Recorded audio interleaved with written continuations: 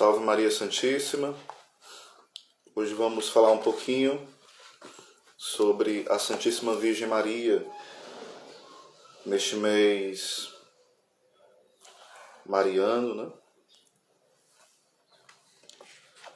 Nos aproximarmos cada vez mais da Santíssima Virgem. Isso é muito necessário para cada um de nós.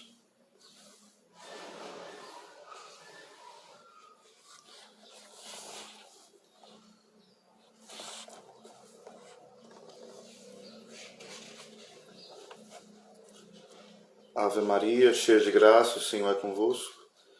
Bendita sois vós entre as mulheres, e bendito é o fruto do vosso ventre, Jesus. Santa Maria, Mãe de Deus, rogai por nós, pecadores, agora e na hora de nossa morte. Amém. Nossa Senhora Rainha da Paz, dai-nos a paz. Vamos aqui usar como base na nossa meditação o livro do Beato Frei Eugênio Maria, Virgem Maria, Mãe em Plenitude. Tá certo? Como base aqui da nossa pequena reflexão sobre a Santíssima Virgem. Você tem proximidade da Santíssima Virgem? Como é a sua vida com a Virgem Mãe? Vai falar o seguinte, Frei Eugênio Maria. A Santíssima Virgem exerce sua função maternal em sua vida e por sua vida. Nosso Senhor foi mediador por seu sacrifício. Ele rezou porque devia essa homenagem a seu Pai. Fez esse ato de dependência ainda que gozando da visão beatífica. Tiveste tudo o que podia desejar. Ele rezou também para nos ensinar a fazê-lo. Mas rezou sobretudo porque é a cabeça do corpo místico e, como tal, trazia para as reunir nesse mistério todas as humanidades que lhe seriam ligadas pela graça, não importa a que grau. Ele estava sempre em estado de oração. Procurou, por isso, em certos momentos, a solidão e o deserto, mesmo durante a vida pública. Ele rezou vocalmente ou interiormente. Quis realizar assim essa união das almas do corpo, no corpo místico. É a grande intenção que nos deixou, após a ceia, na oração sacerdotal em que ele pede para nós essa união individual, a divindade nele e por ele, ao Pai na unidade. Como a Virgem Maria rezou? Nós poderíamos dizer de sua oração quase a mesma coisa que a oração de Nosso Senhor. A oração é um pedido, uma elevação de nossa alma para Deus. Mas na Virgem, essa união a Deus é constante. Mesmo sua atividade exterior não prejudica em nada sua união. Seria a expressão de uma necessidade, mas ela encontrava tudo em sua união. Entretanto, a Virgem rezou. Ela rezou, também ela, para prestar a Deus sua homenagem de dependência de Deus.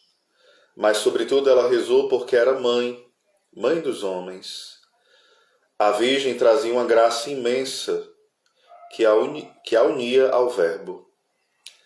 Rezava para que essa graça de seu Filho passasse nas almas e se realizasse para que seu reino viesse. Para que se constituísse o corpo místico. Em que condições Maria rezou? Tinha necessidade de silêncio e o procurou? Sim. Mas tinha menos necessidade dele do que nós. Sua união com Deus a afastava, quase que por si, dos ruídos e da agitação dos acontecimentos exteriores. Na Anunciação, a Virgem estava na solidão de Nazaré, e mais tarde, ela aí volta, longe do ruído.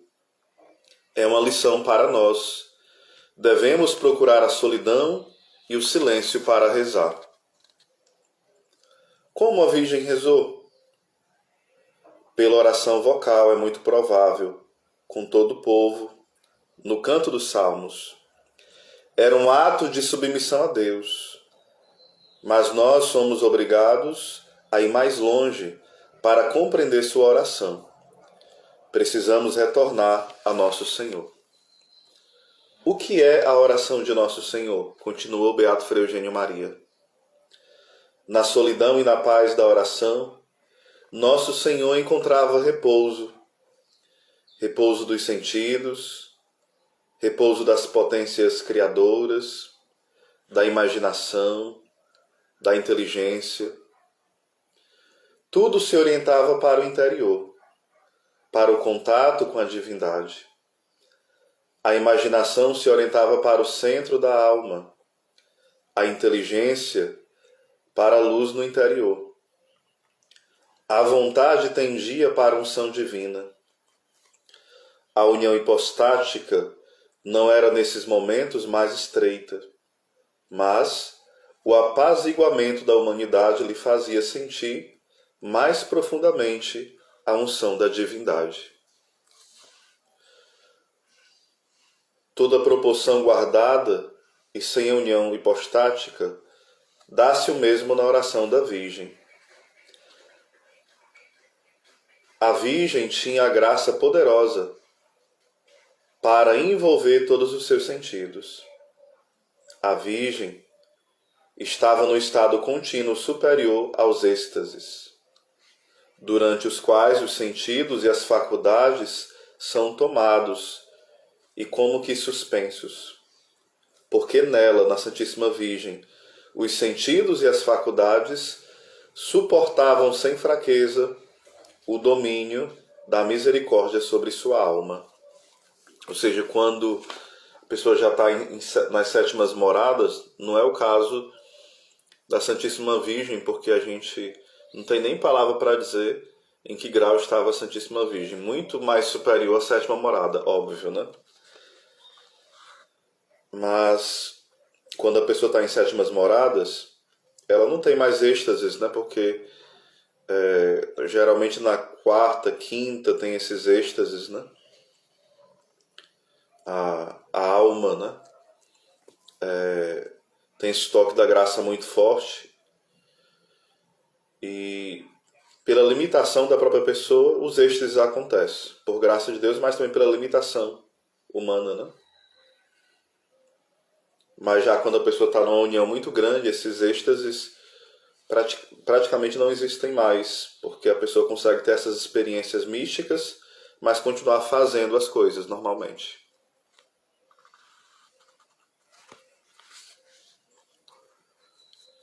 Um abraço aí para o Gel e também para Carola, que Deus abençoe vocês.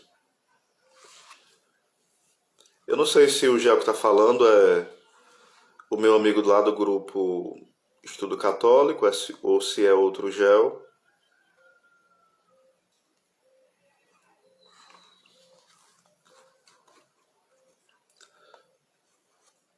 Continuando aqui, se puder responder. Não havia nela nem resistência, na Santíssima Virgem, né? Nem rudeza nas faculdades, como em nós. Essa rudeza, pronto, é uma honra, viu, amigo, ter alguém tão nobre aí acompanhando. A meditação que eu estou fazendo é desse livrinho do Beato Frei Eugênio Maria. É um frei, um beato que eu amo muito, né? Os livros dele, em especial o livro Quero Ver a Deus, que fala mais sobre Santa Teresa, Santa Teresinha, São João da Cruz, os carmelitas, né? Aí aqui eu estou fazendo a meditação da vida de oração da Santíssima Virgem. Eu estou lendo como era a oração da Santíssima Virgem. Aí continua o Beato Frei Eugênio Maria. Não havia em Nossa Senhora nem resistência, nem rudeza nas faculdades, como em nós. Essa rudeza nos impede de receber a luz de Deus. Nossa alma tem necessidade de ser formada, dobrada pela unção divina. na Virgem Maria, tudo é perfeito, apaziguado, e a unção divina desce e penetra nela sem resistência alguma. Ela está inundada de graça, sobresaturada de Deus, cheia de graça. A palavra do anjo é rigorosamente verdade.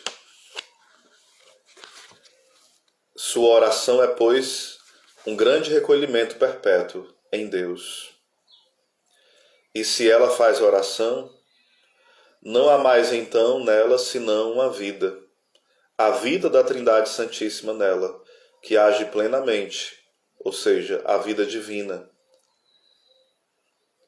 Nela age como um puro espelho, sem uma mancha, sem mancha alguma, com grande claridade. A tal ponto, vendo aí, crescia ver Deus mesmo. Ou seja, quando nós olhamos para a Virgem Maria, nós, de forma muito profunda, o nosso coração se eleva a Jesus. Se acontece isso em relação às imagens, né? Quando nós olhamos para as imagens dos santos, para as imagens da Virgem Maria, isso já ajuda a elevar a nossa alma. Imagine alguém que tem uma vida íntima com a Santíssima Virgem. É impossível ter uma vida profunda, mariana, e não ter uma vida profunda eucarística, uma vida profunda de conhecimento para com Jesus, né? É impossível. As pessoas têm muito medo de se aproximar da Santíssima Virgem. Eu sempre pergunto nas pregações que eu faço sobre a Santíssima Virgem a seguinte reflexão, né? As pessoas têm medo de amar em excesso a Santíssima Virgem. O que pode haver não é um excesso, é uma distorção do entendimento, da devoção. É diferente. Ao longo da história da Igreja, houve excessos, mas não foi um excesso de amor. É um excesso na expressão desse amor, porque é uma expressão equivocada e errada, e houve pessoas no meio católico que chegaram a achar que a Santíssima Virgem deveria receber adoração, e a Igreja condenou de pronto essas ideias, né? Claro, nunca foi o que a Igreja ensinou e nunca foi o que a Santíssima Virgem quis e nem quer, de forma alguma. Mas aí não é um problema de amor, é um problema de distorção do amor, diferente, né? Tem uma oração que fala assim: Senhor, ensina-me a amar a tua mãe como tu a amas. Mãezinha do céu, ensina-me a amar Jesus como tu o amas. Ou seja, quando nós amamos a Jesus, olhando o modelo de amor da Santíssima Virgem, esse amor será cada vez mais perfeito.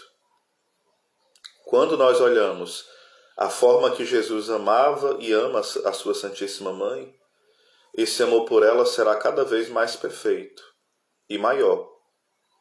Perfeito na forma e mais perfeito na intensidade. Então nós precisamos pedir, fazer todo dia essa oração tão bela, pelo menos essa jaculatória, né? Jesus, ensina-me a amar Maria, a tua mãe, como tu amas. Esse como é o modelo, porque nós nunca vamos amar na mesma intensidade que Cristo, né? A intensidade perfeita. Mesmo Cristo amando a Santíssima Virgem em nós, mas a intensidade da perfeição não se dará porque em nós ainda há alguma resistência ou há alguma imperfeição. E o nosso coração não se alarga a esse ponto, né? Mas devemos pedir: Senhor, ensina-me a amar a tua Santíssima Mãe. Santo Agostinho vai chamar Nossa Senhora de Forma Dei, a forma de Deus. É o que no livro A Divinização do Sofrimento, o Adolfo Tanqueray vai dizer o seguinte, né? Que quando Jesus dá São João para a Santíssima Virgem e a Santíssima Virgem para São João, O que ele está dizendo para a Santíssima Virgem? Mãe, forme João, transforme ele em mim. Mãezinha, é como se ele dissesse, mãezinha, transforme João, este discípulo meu amado, em cópia viva da minha pessoa. Então, qual é a missão da Santíssima Virgem Maria para com São João e para cada um de nós? Nos transformar em outro Cristo. Alte Christus, né? O alte Christus, não sei como seria a expressão latina. Ou seja, um outro Cristo. Um outro não porque compete, um outro na imitação. Imitação não no sentido de um mero comportamento. Essa imitação é uma configuração, é um viver em Jesus. O Evangelho de hoje vai falar, se eu não estou equivocado, João 15, né? Sem mim, nada podeis fazer. Nada. Então, a Santíssima Virgem vai nos ajudar a ter essa amizade com Jesus, que é a videira, e nós que somos os ramos, esses galhos que estão unidos a Cristo, a videira, e essa seiva da graça santificante, das graças atuais, vão nos unindo e fazendo crescer cada vez mais em Cristo e dar frutos, frutos de vida eterna, frutos do Espírito, frutos de santidade. Teve um santo que teve uma visão mística muito bela. E como era essa visão que ele teve? Era como se fosse duas escadas, né? Duas escadas que levavam ao céu. Uma escada, ela era vermelha, e a outra escada, ela era branca. Aí muitos iam subindo por essa escada vermelha. E poucos conseguiam chegar até o fim. Pouquíssimos, quase nenhum. Aí outros iam subindo com uma certa dificuldade, mas em número muito maior, muito mais abundante, chegavam por essa escada branca. Aí a explicação que esse místico teve, o entendimento, é que aqueles que subiam pela escada vermelha são aqueles que subiam buscando a santidade sem a Virgem Maria, mesmo sendo católicos. Era muita luta, muito sacrifício, muita dor, muito combate, e alguns não conseguiam. Outros tinham essa mesma luta, esse mesmo combate, mas como estavam próximos da Santíssima Virgem, conseguiam. E de forma abundante chegavam muitos devotos da Santíssima Virgem Maria no céu. Mostrando que a Santíssima Virgem nos ajuda a carregar a cruz, né? São Maximiliano Kolbe, ele vai dizer que, fazer uma comparação, pegando essa frase de Santo Agostinho, esse pensamento, Nossa Senhora como forma Dei, ele vai dizer o seguinte: alguém pode estar esculpindo uma imagem e... Obrigado, viu, Gel, pela ter colocado a expressão latina. Alguém pode estar esculpindo a imagem com muito trabalho, né? Com cinzel ali, tudo bem direitinho, e de repente, já no finalzinho, quando vai dar os últimos detalhes, acabar que, sem querer, por um desastre, quebrando a imagem. E ele vai falar que essa é uma forma de fazer esculpir uma imagem. E ele vai dizer que a outra forma é ter uma forma perfeita, aonde você coloca a imagem e demora um pouquinho, depois sai uma imagem bela. Depois coloca outra, sai outra imagem bela. Aí ele vai dizer que Nossa Senhora, o caminho de santidade com ela é desse jeito. Nós entramos no coração imaculado da Virgem Maria, essa forma da santidade, e por isso é muito mais seguro e é mais rápido, né? O caminho de santificação. Mais seguro mais rápido, mais humilde, mais sensato, mais feliz. Tem a cruz, sim, sem dúvida. Aí quando nós estamos sozinhos, sem a Santíssima Virgem, se a Santíssima Virgem não é porque ela não está conosco, é porque nós não contamos com ela, né? É diferente. Ela está ali intercedendo por nós, óbvio. Só que é diferente você contar e ser dócil à ação da Santíssima Virgem Maria. Então, o que acontece? Nós vamos sendo esculpidos, né?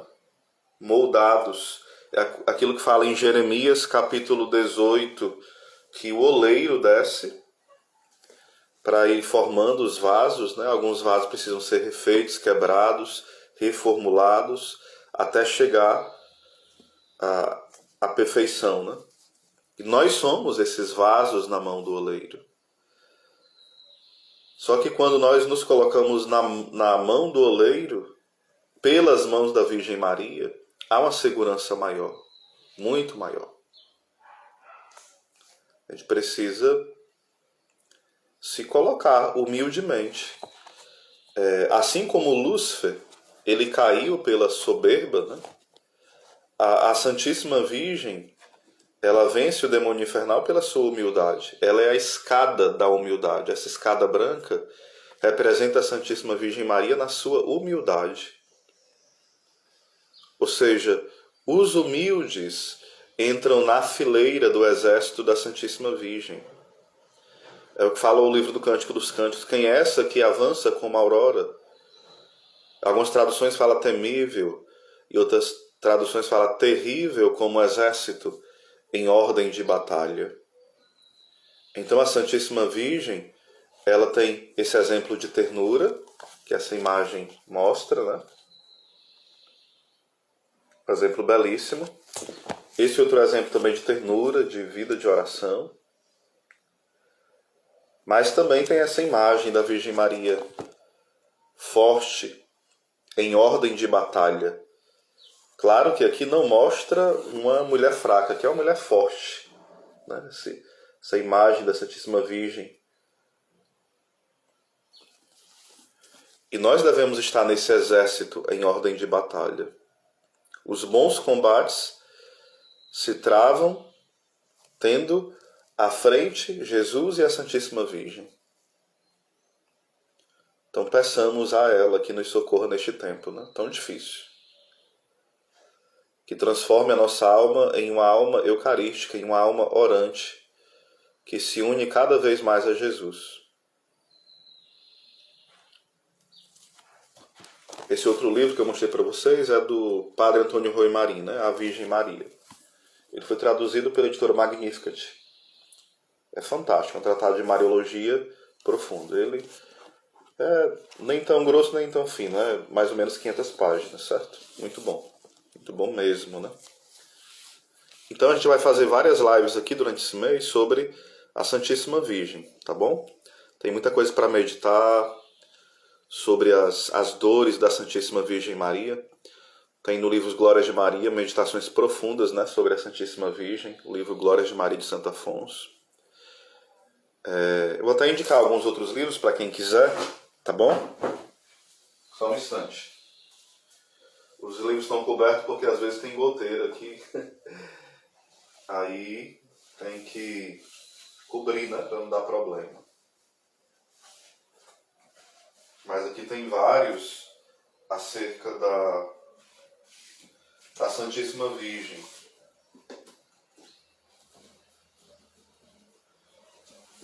Um deles, que eu quero falar para vocês depois, em outras lives, esse eu quero fazer várias lives.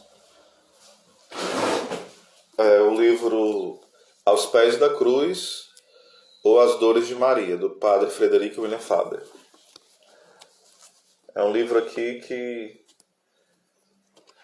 assim, faz a nossa alma se elevar mesmo. Então vale muito a pena. Todos os livros do padre Frederico William Faber são muito profundos, né? Tem um livro dele que é O Progresso na Vida Espiritual. Tem outro que é Caminho Fácil para Deus, mais ou menos esse é o título, muito bom. Tem um que é Da Devoção ao Papa. Tem um outro que é sobre o Santíssimo Sacramento, que eu estou lendo, muito bom. Em resumo, que neste domingo a Santíssima Virgem nos socorra. O demônio, ele tem, claro, mais medo de Deus. Mas falam os exorcistas que os demônios têm mais raiva da Santíssima Virgem Maria. Por quê? Porque uma criatura, por mais perfeita que ela seja, mas continua sendo criatura, né? A derrota. O derrota, né? Derrota os demônios, derrota o inferno inteiro.